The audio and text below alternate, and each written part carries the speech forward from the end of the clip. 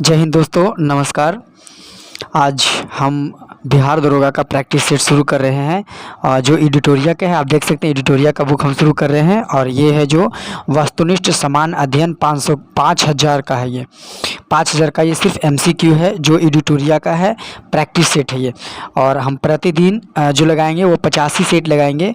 और दोस्तों मैं आपको एक चीज़ बता दूं इसके लिए कि जो भी बिहार दरोगा, बिहार पुलिस, BSSC सचिवालय या फिर आने वाले जो हैं बिहार के 24,000 जो जनवरी में देंगे वैकेंसी, उसके लिए ये बुक बहुत ही अच्छी है और बहुत ही काम का है। बिकॉज ऑफ जितने भी इसमें मॉडर्न हिस्ट्री, एशियंट या फिर प्राचीन, ये सब जो भी है सारे इसमें इंक्लूडेड है। प्लस में आपको इतने इंपॉर्टेंट क्वेश्चन इसमें दिए गए हैं, इतिहास से दिए गए हैं, ज्योग्राफी से दिए गए हैं, पॉलिटी और इकोनॉमिक्स से दिए गए। इनफैक्ट इसमें जो है आपको करंट अफेयर भी इंक्लूडेड किए गए हैं। तो वो सिलेक्टेड क्वेश्चंस है। तो दोस्तों आप इसको स्किप मत करना, आप इसको शुरू से लेकर के अंत तक देखना, ताकि आने वाले एग्ज़ाम में आपको बहुत ही हेल्पफुल हो। और आपने ये 5000 आपने अगर ये क्वेश्चन देख लिया, आप एक बार नोटिस करके देखो, अमेजिंग करो कि 5000 क्वेश्चन आपने अगर ये देख लिया तो सोच लो, मुझे नहीं लगता कि आपको इसके अलावा लूसेंट या फिर स्पीडी और कोई और बुक पढ़ने की ज़रूरत आपको पड़ सकता है भविष्य में, क्योंकि ये 5000 क्वेश्चन उसी से छट करके आए हैं। 5000 बहुत होते हैं, आप एक बार एनालाइज करके देख सकते हो इस चीज़। तो दोस्तों चलते हैं, आज से हम बिहार दरोगा का एग्ज़ाम ये प्रैक्टिस सेट हम शुरू कर दिए हैं। और जो बिहार दरोगा का वैकेंसी आ रखा है वो जो है 12,075 है। वो टोटल कितने हैं? 1275 वैकेंसी है। तो बहुत वैकेंसी होता है 1200। और आने वाले समय में जनवरी की 2024 के आसपास आपको 12,000 के आसपास वैकेंसी डाला जाएगा बिहार दरोगा। तो ज़्यादा हम टाइम नहीं लेते हैं और हम शुरू करते हैं एडिटोरिया का प्रैक्टिस सेट जो 5000 क्वेश्चन है। तो पहला क्वेश्चन हम देखेंगे। पहला क्वेश्चन क्या कह रहा है तो पहला क्वेश्चन कह रहा है कि भारत के साथ व्यापार करने का चार्टर्ड महारानी एलिजाबेथ द्वारा कब दिया गया था? तो ये दिया गया था 31 दिसंबर 1600 ईस्वी को। कहता है भारत के साथ जो है व्यापार करने का चार्टर्ड महारानी एलिजाबेथ जो थी वो कब दी गई थी? तो 31 दिसंबर 1600 ईस्वी को दिया गया था। क्या था कि जो अंग्रेज़ आए थे और उनको बोला गया था, भारत में एक एप्लीकेशन दिया गया था, उससे बोला गया था कि आप यहाँ पे व्यापार कर सकते हो। वो कब कर सकते हैं? 31 दिसंबर 1600 ईस्वी से। दूसरा क्वेश्चन बोल रहा है कि भारतीय राष्ट्रीय कांग्रेस के प्रारंभ से ही उग्र राष्ट्रवादियों का भी वर्ग था, निम्न में से कौन सम्मिलित नहीं है? तो गोविंद रानाडे जो है वो सम्मिलित नहीं है, बल्कि इसमें लाल, बाल और पाल, और एक था अरविंद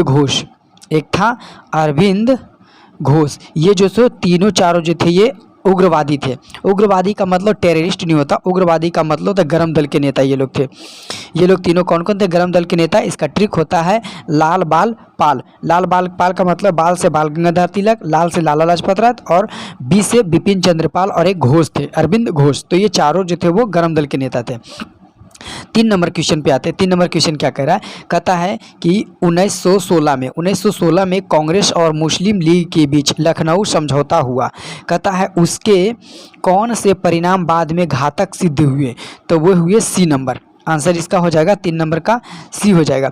C हो जाएगा। कहता है कांग्रेस द्वारा मुसलमानों को पृथक संतुष्टिकरण की नीति का आरंभ किया गया। ये दोस्तों ये 1 अक्टूबर 2023 को ये क्वेश्चन पूछा गया है फर्स्ट शिफ्ट में, आप ध्यान रखना इस चीज़ को। तो कहता है कि C आंसर है, 3 का C आंसर है। चौथा देखते हैं। कहता है व्यक्तिगत सत्याग्रह। कहता है क्या कि व्यक्तिगत सत्याग्रह किस गवर्नर जनरल के कार्यकाल में हुआ? अर्थात ये व्यक्तिगत सत्याग्रह जो आंदोलन चला था वो उस टाइम पे भारत के गवर्नर जनरल कौन हुआ करते थे? तो ये थे लॉर्ड लिनलिथगो थे। लॉर्ड लिनलिथगो थे। 4 नंबर का C आंसर है। जब व्यक्तिगत सत्याग्रह आंदोलन चला था तो उस समय लॉर्ड लिनलिथगो थे। दोस्तों आप हमें ये बता सकते हैं कि व्यक्तिगत सत्याग्रह जो आंदोलन हुआ था उसका नेतृत्व कौन कर रहा था? आप हमें कमेंट में इसका आंसर दिए, जो भी जानते हैं आप उसका कमेंट में आंसर आप हमें बता सकते हैं। कहता है 5वां क्वेश्चन, भारतीय राष्ट्रीय कांग्रेस की पूर्ववर्तीय संस्थाओं में सबसे पहले और प्रमुख संस्था थी, कौन थे?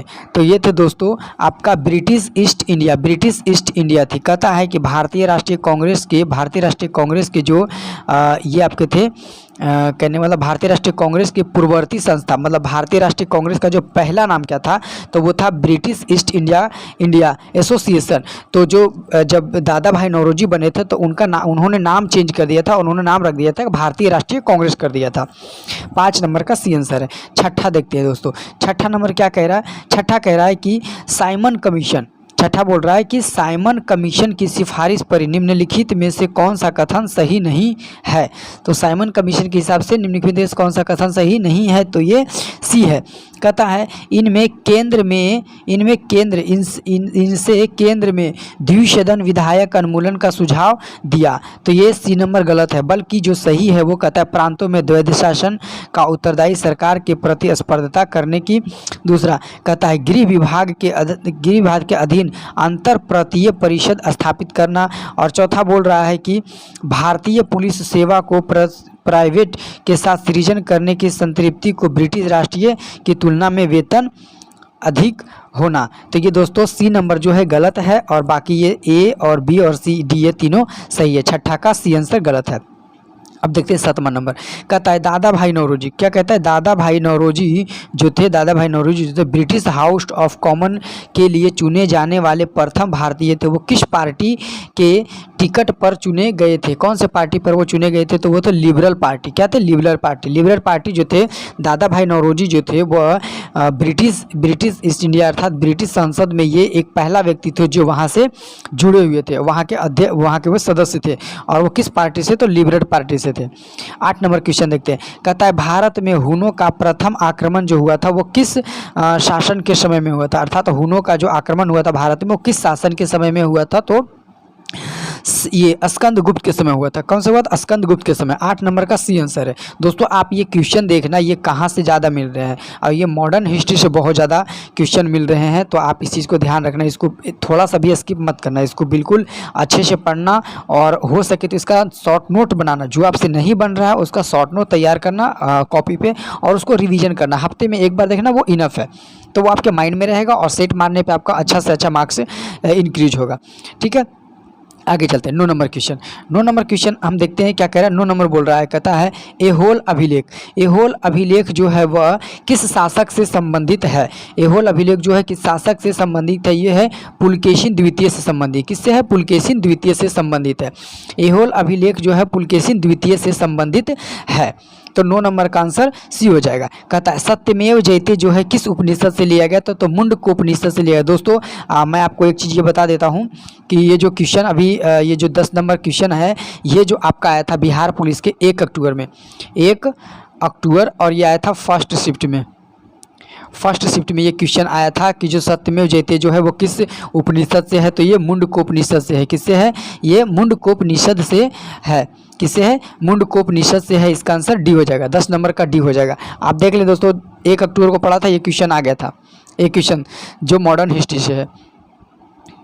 अगला देखते हैं 11 नंबर क्वेश्चन। कहता है महावस्तु महात्मा बुद्ध का जीवन वृत्तांत है, इसका संबंध किस शाखा से है। 11 नंबर क्वेश्चन अब देखना, तो किस शाखा से है, इसका आंसर हो जाएगा महायान शाखा से है। ये बौद्ध से है रिलेटेड, बौद्ध धर्म से रिलेटेड है, तो आप इसको देख लेना, इसका हो जाएगा महायान से है। 11 नंबर का ए आंसर। अब देखते हैं 12 नंबर। कहता है अकबर द्वारा, किसके द्वारा, अकबर द्वारा बनाए गए उपासना भवन का क्या नाम था। अकबर द्वारा, किसके द्वारा, अकबर द्वारा बनाया गया था उपासना भवन जो था वह, या उसका क्या नाम था। तो 12 नंबर का आप देखेंगे यहाँ पे सी आंसर इबादत खाना है। अकबर द्वारा जो बनाया गया था उपासना जो भवन था उसका नाम था इबादत खाना। 12 नंबर का सी आंसर। 13 नंबर देखते हैं, सुप्रसिद्ध संगीतकार तानसेन और बैजू बावरा किसके समकालीन थे। बैजू बावरा किसके समकालीन थे, तो ये थे 13 नंबर का अकबर के समकालीन थे। 13 नंबर का सी आंसर है, अकबर के समकालीन थे। 14 नंबर क्वेश्चन अब देखते हैं। कहता है न्यू कैसल पोर्ट जो दुनिया का सबसे बड़ा कोयला निर्यात बंदरगाह है, वह यह किस देश में स्थित है। न्यू कैसल जो है वो किस देश में है, तो ये आपका है ऑस्ट्रेलिया में है। कहाँ पे है, ऑस्ट्रेलिया में इसका ये स्थित है। कहता है 14 नंबर क्वेश्चन, 15 नंबर देखते हैं। कहता है देशांतर रेखाओं से संबंधित कौन सही है? तो 15 नंबर का डी आंसर है। कहता है देशांतर जो है मध्य सर्वाधिक दूरी विषुवत रेखा पर स्थित है। 15 नंबर का डी आंसर है। 16 नंबर देखते हैं। 16 नंबर क्वेश्चन क्या कर रहा है? कहता है उत्तर से शुरू कर दक्षिण की ओर नीचे दिए गए पहाड़ियों का अनुक्रमित कीजिए। ये दोस्तों ज्योग्राफी का क्वेश्चन है और ये जानते हैं किसका? ज्योग्राफी, इंडियन ज्योग्राफी का है। और ये जो पूछ रहा है पहाड़ी के बारे में वो दक्षिण भारत का है।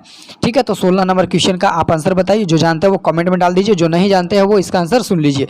कहता है 16 नंबर का आंसर सी होता है। कहता है नल्ला मलाई, ज्वादी पहाड़ियाँ, नीलगिरी पहाड़ियाँ और अनालामी। दोस्तों आपसे मैं ये चीज़ पूछना चाहता हूँ, ये पहाड़ियाँ जो है कौन कौन से राज्य में पड़ते हैं, भारत के किस किस राज्य में पड़ते हैं, इसका आप कमेंट में आप हमें जवाब दीजिए ताकि औरों को पता चल सके कि हाँ आपने जो जवाब दिया वो सही है।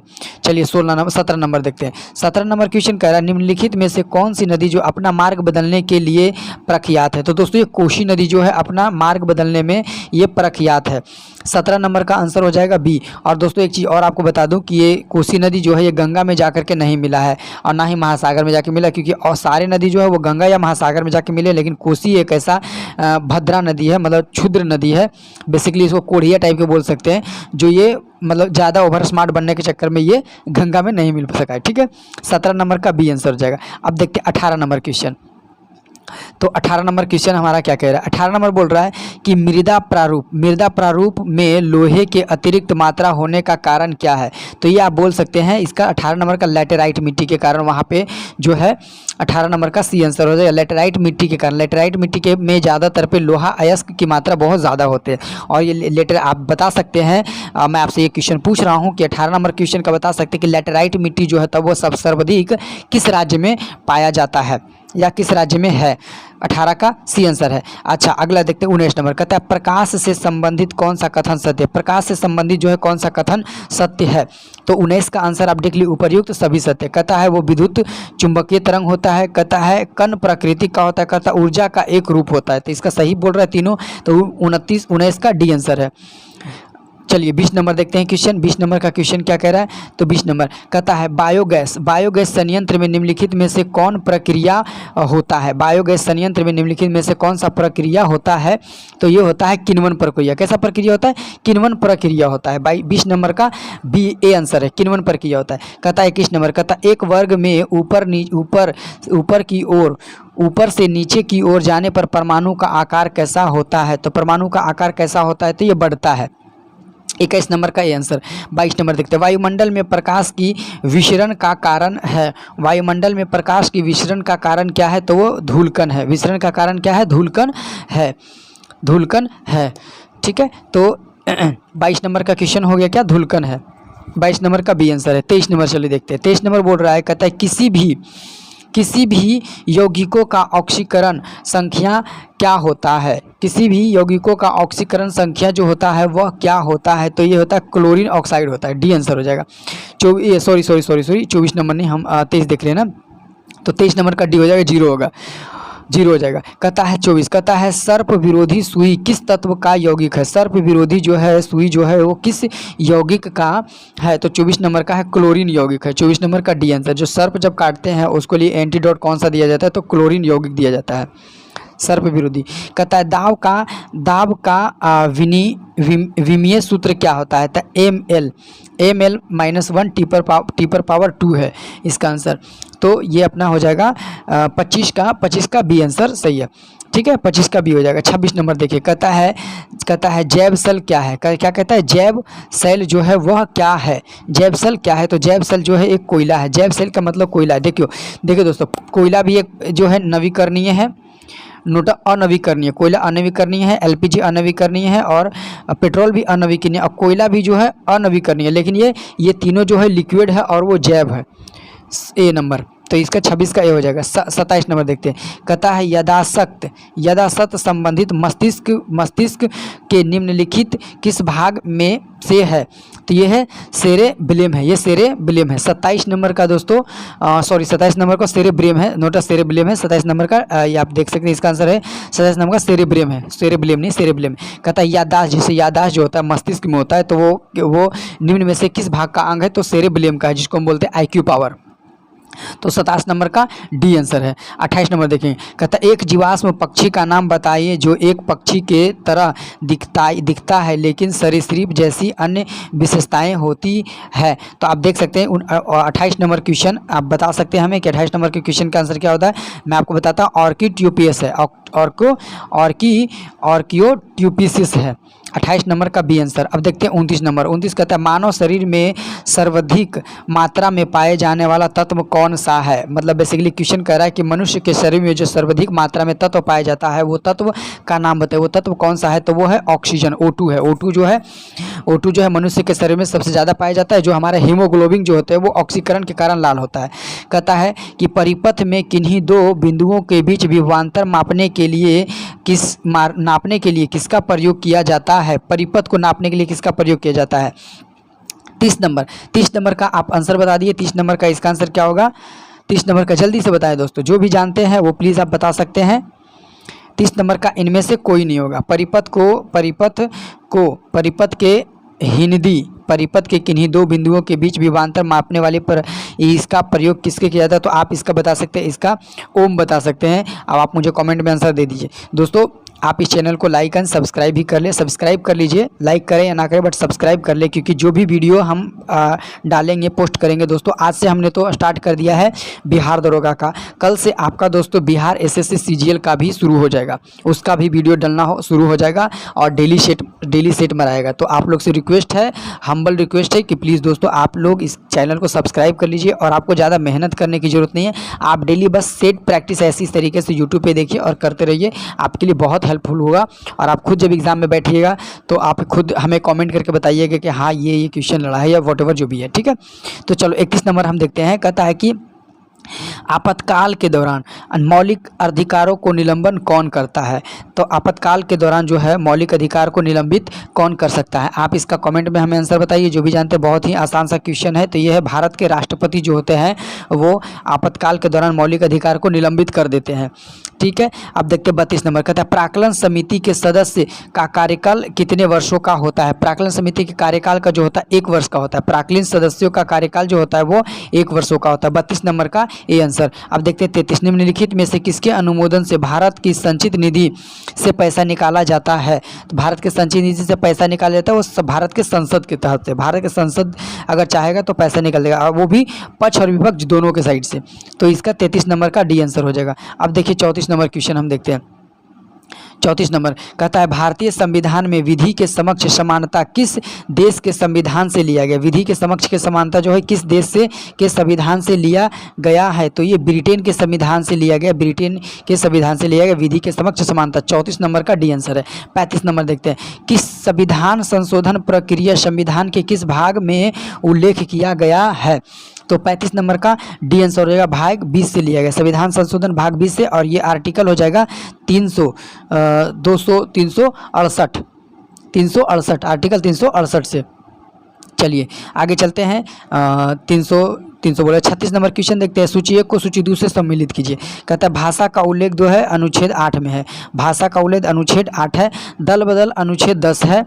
और कहता है कि भूमि सुधार जो है भूमि सुधार वो 9वीं में है और 73वां संविधान संशोधन 11 में है, ठीक है। तो आप देख सकते हैं ए का 2, तो आप देख सकते हैं ए का 2 अर्थात ये। और बोलते हैं बी का हो जाएगा 1, बी का 1 तो अर्थात बी आंसर इसका है, ठीक है। अब चलते हैं 36 नंबर हो गया। 37 नंबर देखते हैं। कहता है 37 नंबर कहता है 1833 के चार्टर्ड अधिनियम के अंतर्गत प्रथम विधि आयोग का गठन किया, इसके अध्यक्षता किसने किया था। तो 37 नंबर क्वेश्चन का देखेंगे बी आंसर है लॉर्ड मैकाले। लॉर्ड मैकाले जो था 1833 के चार्टर्ड अधिनियम के अंतर्गत प्रथम विधि आयोग का गठन किसके अध्यक्षता में हुआ था। तो लॉर्ड मैकाले की अध्यक्षता में 1833 चार्टर्ड अधिनियम का गठन हुआ था। कहता है 38 नंबर क्वेश्चन। कहता है निम्नलिखित में से कौन सी औद्योगिक क्रांति प्याज और झींगा उत्पादन है। दोस्तों ये बहुत ही अच्छा क्वेश्चन है, आप हमें बता सकते हैं, इसका कमेंट में जवाब दीजिए। कहता है औद्योगिक क्रांति प्याज और झींगा जो है किससे है। तो आप इसका हमें फटाफट आंसर दीजिए जल्दी। कोई भी टाइम वेस्ट नहीं करेगा और फटाक से आंसर देगा। मैं इसका बताता हूँ, जो झींगा है वो गुलाबी क्रांति से है। दोस्तों आप बता सकते हैं लाल क्रांति जो टमाटर या मांस से है, नीली क्रांति है जो उसका आप हमें बताएंगे, गोल्डन क्रांति हम बता देते हैं आपको, गोल्डन क्रांति जो उर्वरक से रिलेटेड है। आप लोग हमें बताइए नीली क्रांति का, नीली क्रांति जो किससे रिलेटेड है, ठीक है। 38 नंबर का सी आंसर होगा, आप लोग ध्यान दे दीजिएगा। चलिए 39 नंबर क्वेश्चन देखते हैं। 39 नंबर बोल रहा है, 39 नंबर बोल रहा है आपका क्वेश्चन कि निम्नलिखित में से कौन दो स्थानों को वेकट्यूमस जुड़वे के नाम से जाना जाता है। वेकट्यूमस जुड़वे के नाम से जाता है तो कैसे कहता है, IMF और विश्व बैंक। IMF विश्व बैंक का स्थापना दोनों का एक साथ हुआ था, उसीलिए बोल रहा है, उसीलिए ब्रेटन वुड्स जुड़वे के नाम से जाना जाता है, तो IMF को जाना जाता है। चलते अब 39 नंबर, अब देखते हैं 40 नंबर क्वेश्चन। 40 नंबर क्वेश्चन हमारा क्या कह रहा है, 40 नंबर देखते हैं। 40 नंबर कहता है किस भारतीय रिजर्व बैंक का राष्ट्रीयकरण कब हुआ था, तो 49 में हुआ था। भारतीय रिजर्व RBI की स्थापना हुआ था 35 में, ठीक है। RBI की स्थापना 35 में हुआ था और इसका जो आपका राष्ट्रीयकरण हुआ था 1949 में हुआ था। राष्ट्रीयकरण कब हुआ था, 1949 में, तो इसका आंसर बी हो जाएगा। RBI की राष्ट्रीयकरण 1949 में हुआ था। कहता हिंदू राष्ट्र विचार मूलतः किसका है। 41 नंबर क्वेश्चन, हिंदू विचार जो है वह किसका है, तो ये है KB हेडर गेवारा के, KD है गेवारा का हिंदू विचार जो है KD है गेवारा। 41 के बी आंसर है। चलिए 42 देखते हैं। कहता है भारत में आयकर है, भारत में आयकर जो है कैसा है, तो 42 नंबर का आप देखिए। 42 नंबर में ये क्या है, प्रत्यक्ष अप्रत्यक्ष ये अनुपातिक है। भारत में राष्ट्रीय आय कैसा है, अप्रत्यक्ष और अनुपातिक है। कहता है 43, कहता है कुचिपुड़ी किस राज्य की लोक नृत्य है, तो कुचिपुड़ी जो है किस राज्य की लोक नृत्य है, तो ये है किसका है, आप आंध्र प्रदेश का। आंध्र प्रदेश का कुचिपुड़ी जो है वो लोक नृत्य है, कैसा है, आंध्र प्रदेश का कुचिपुड़ी लोक नृत्य। कहता है हिमानी उत्तम परब का संबंध किस खेल से, हिमानी का उत्तक परब जो है किस खेल से है, तो मलखम से। 44 का बी आंसर। अब देखते हैं 45 में कह रहा है कि निपक आंदोलन के प्रोनेता थे। 45 नंबर का कौन सा है, सी आंसर है। 45 नंबर का दादू दयाल है। दादू दयाल जो थे निपक आंदोलन के प्रेरणेता थे। चलिए देखते हैं 46 नंबर। कहता है द्रकमा किसका सिक्का है, द्रकमा सिक्का किसने चलाया था, द्रकमा जो किसने चलाया था, तो ये ग्रीको ने चलाया था, 46 के ए नंबर। 47 नंबर देखते हैं। 47 का क्वेश्चन आपका क्या कह रहा है। 47 बोल रहा है कि बाढ़ के दौरान हर वर्ष नए एवोल्यूशन का जमाव जो मिट्टी के लिए उर्वरकता होती है वो होता है खादर। वो क्या होता है, खादर। नए मिट्टी के लिए होता है खादर। 47 का ए आंसर। अगला है 48 नंबर क्वेश्चन क्या बोल रहा है, 48 नंबर क्या कह रहा है देख लेते हैं। चलिए तो 48 नंबर देखते हैं। कहता है वह समुद्रीय सीमा जहाँ पे तापमान तेजी से कम होता है, तो वो 48 का सी। कहता है थर्मोकलाई जहाँ पे समुद्री तापमान कम हो जाता है उसको थर्मोकलाई बोलते हैं। कहता है बेसल मापदंड संबंधित है बैंकिंग क्षेत्र से, किससे, बैंकिंग क्षेत्र से। कहता है 50 नंबर क्वेश्चन। 50 नंबर हो गया। कहता है इंग्लिश में पहली बार औद्योगिक क्रांति शब्द का प्रयोग किसने किया था, तो किसने किया था, आप हमें जवाब दीजिए इसका। इसका आंसर मैं आपको बताता हूँ कि इंग्लिश में जो किए थे सबसे पहले किए थे ऑर्निटल टाम्बिया ने किया था, ऑर्निटल टाम्बिया। इसका आंसर डी हो जाएगा। ठीक है, तो दोस्तों हमने 1 से लेकर के 50 तक आपको क्वेश्चन और आंसर हमने सोल्व करा दिए जो बिहार दरोगा का है। दोस्तों आप आराम से इसको सेट लगाइए, कोई जल्दबाजी नहीं है, आपके पास अभी बहुत टाइम है, कोई जल्दबाजी नहीं, आराम से सेट लगाइए और आराम से इसको सोल्यूशन कीजिए और आराम से इसका शॉर्ट नोट बना करके उसको रिवीजन कीजिए कंटिन्यू। आपने देखा होगा 50 क्वेश्चन में आपने देखा होगा कितना सेलेक्टेड क्वेश्चन है जो लगता होगा कि आपके एग्जाम से। मैंने आपको एक क्वेश्चन बता दिया कि बिहार पुलिस का 1 अक्टूबर 2023 को जो वो वहाँ से एक क्वेश्चन टच कर गया था, मुंडकोपनिषद वाला। ठीक है, तो दोस्तों ये कुछ स्मरणीय है, तथ्य है, मैं उसको एक बार पढ़ लेता हूँ और आप लोग इसको समझ लेना। कहता है भारत में मानवता का सर्वप्रथम साक्ष्य प्राप्त हुआ था कहाँ, तो नर्मदा घाटी से। मानवता का साक्ष्य प्राप्त हुआ था किस नदी से, मानव घाटी, ये नर्मदा घाटी से। कहता है सर्वप्रथम प्राचीन अस्थायी जीवन का प्रमाण कहाँ मिला था, मेहरगढ़ से मिला था। कहता है कब्र में 3 मानव कंकाल मिले थे, दामदाबाद में, दमदम में मिला था। दमदम दोस्तों बताएंगे कहाँ पड़ता है एट प्रेजेंट में। कहता है गर्त आवास के साक्ष्य मिले थे बुर्जोन होम से। कहता है मानव के साथ कुत्ते को दफनाने का साक्ष्य मिला था, बुर्जो होम से मिला था। कहता है आगे देखते हैं। कहता है कि जोता हुआ खेत मिला था कालीनबंगा से। कहता है अग्निकुंड का साक्ष्य मिला था कालीनबंगा एवं लोथल से। कहता है युग्म संबंधियों का प्रमाण मिला था कालीनबंगा एवं लोथल से। कहता है नक्शाधारी ईंटों जो मिले थे वो मिले थे कालीनबंगा से। कहता है नर्तकी की कांस्य की मूर्ति जो मिले थे वो भी मिले थे कहाँ, मोहनजोदड़ो से। नर्तकियों की कांस्य की मूर्ति मोहनजोदड़ो से मिले थे। कहता है शवों को दफनाने का प्रथा वो हड़प्पा से मिले थे। कहता है शवों को जलाने का भी प्रथा वो मोहनजोदड़ो से मिले थे। कहता है 3 मुख वाली देवता का मूर्ति मोहनजोदड़ो से मिले थे, जिसमें ब्रह्मा विष्णु और महेश थे, तीनों थे। तो ये आप ध्यान रखना। कहता है 3 मुख वाले मोहनजोदड़ो से। कहता है मिट्टी द्वारा निर्मित हल का निर्माण साक्ष्य मिले थे बनावली से। कहता है आगे देखते हैं। कहता है उन्नत जल प्रबंधन का साक्ष्य मिला था धौलावीरा से। कहता है शैलकृत स्थापत्य प्राचीन प्रमाण प्राप्त हुए थे धौलावीर से। कहता है वैसा हड़प्पाकालीन संस्था जो 3 भागों में विभक्त हो वो धौलावीर है। कहता है कृषि का प्रथम साक्ष्य मिला था मेहरगढ़ से मिला था। चावल का प्राचीनतम साक्ष्य मिला था केल्डी हवा से मिला था। चावल का साक्ष्य मिला था। दोस्तों आपसे पूछ सकता है कि चावल का जैसे साक्ष्य यहाँ पे मिला है तो केल्डी हवा से मिलता है। आप उसे जौ की आप तो बता सकते हैं कि जौ जो है साक्ष्य जो है काम जौ का साक्ष्य कहाँ से मिला था, आप हमें बता सकते हैं। कहता अगला देखो, आग का आविष्कार किया था पुनः पाषाण काल में। ये बहुत इंपॉर्टेंट क्वेश्चन है, ये आपका क्वेश्चन दरोगा में पूछ सकता है। मैं पहले आपको इंडिकेट कर देता हूँ, आप इसको नोट डाउन कर लेना कि आग का जो आविष्कार हुआ था वो पुनः पाषाण काल में हुआ था, पूरा पाषाण काल में। कहता पहिए का आविष्कार हुआ था नवपाषाण काल में। कहता मानव द्वारा सर्वप्रथम अनाज जो है जौ जिसको बोलते हैं गेहूं के साथ एक होता है जौ टाइप का, वो उसका पूछ रहा है। कहता है मानव द्वारा सर्वप्रथम प्रयोग में लाया गया था तांबा लाया गया था। तो आप दोस्तों ये क्वेश्चन मैं पूछ सकता हूं कि आप इसमें जवाब दे सकते हैं कि मानव द्वारा कौन सा तत्व था जो प्रयोग में नहीं लाया गया। तो लोहा जो हो सकता है आंसर लोहा जो होता है वो प्रयोग में नहीं लाया था। कहता है राष्ट्रीय मानव संग्रहालय कहाँ है, भोपाल में है। कहता है सिंधु सभ्यता के प्रमुख बंदरगाह लोथल और स्कुंद कोटदा है। कहता है हड़प्पा एवं मोहनजोदड़ो को संयुक्त जुड़वा राजधानी कहाँ पे है, तो पिट्टगम ने है। दोस्तों हमने 50 क्वेश्चन ये करा दिया, 50 का सेट हमने करा दिया, प्लस में आपको कुछ और इम्पोर्टेंट तथ्य थे जो भी मैंने करा दिया है। आपको दोस्तों अगर अच्छा लगा होगा तो लाइक करना, और आपको लगता होगा कि हम कुछ सीख रहे हैं तो आप इस चैनल को लाइक और सब्सक्राइब कर लेना और दोस्तों को शेयर कर देना। और 7 और 15 अक्टूबर के लिए बहुत इंपॉर्टेंट है, तो वो कृपया अच्छे से ध्यान देना। जय हिंद दोस्तों, अब मिलेंगे हम नेक्स्ट वीडियो कल के लिए, ठीक है। जय हिंद।